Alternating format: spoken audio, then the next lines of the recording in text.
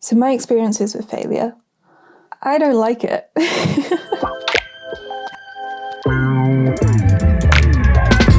My name is Holly St Clair. I'm an illustrator based in London in the UK. Failing sucks. It feels bad. It makes you feel bad about yourself. It makes you feel bad about your abilities. But it's also a fact of life. And it's unavoidable. Shit happens. My goal is to make peace with failure and, accept it not as my friend or my enemy, but my annoying coworker that tends to pop up at exactly the wrong moment.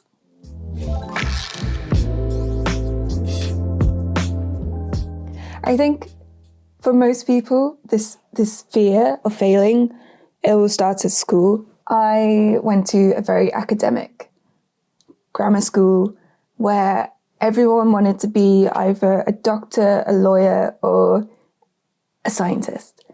And I felt like the stupidest person in school. It was almost like the first week I was like,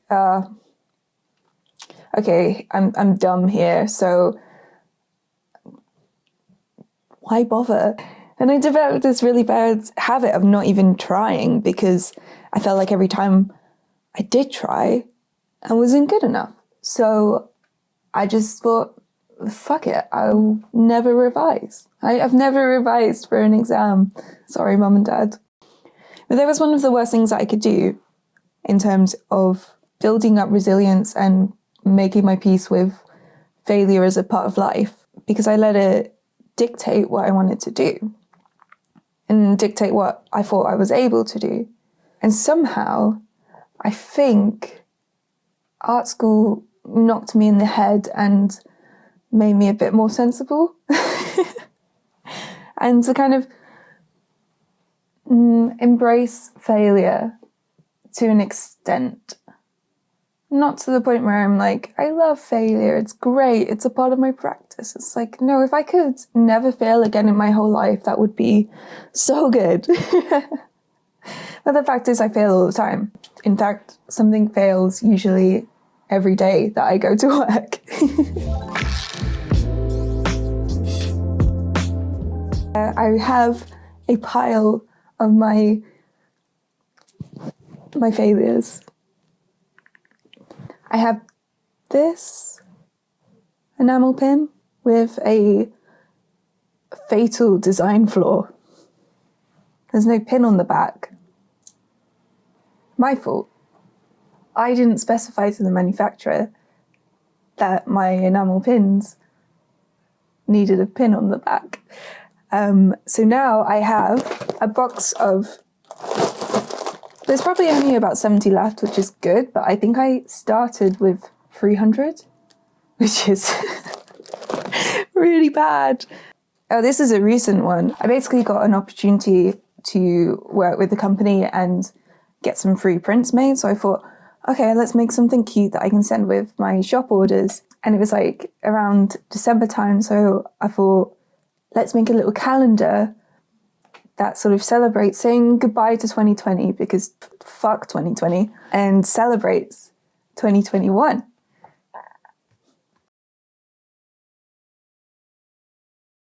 Yeah, it's wrong.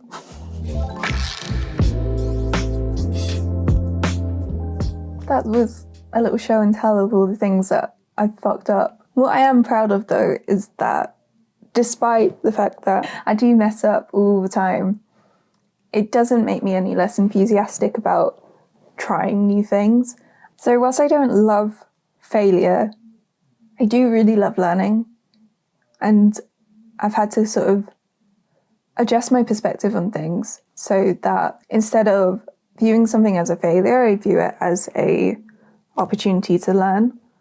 Which is like, I probably could have learned that from a charity shop self-help book, but it took a lot of self-reflection and actually like experiencing it firsthand to properly understand it, which is really cheesy, but sometimes cheesy things are true, which is why everyone believes them.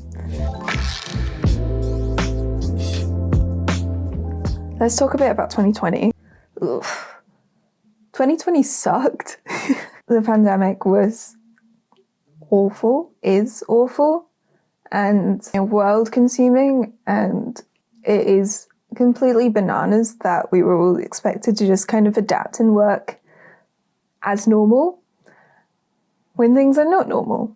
I was hit pretty hard financially by the pandemic, and I literally had like 3 or 4 grand's worth of events and workshop commissions and stuff just like gone, and that was really tough because it's one thing to fuck up and it be your fault. You can kind of own that and be kind of okay with it because there's always a part of you that expects it.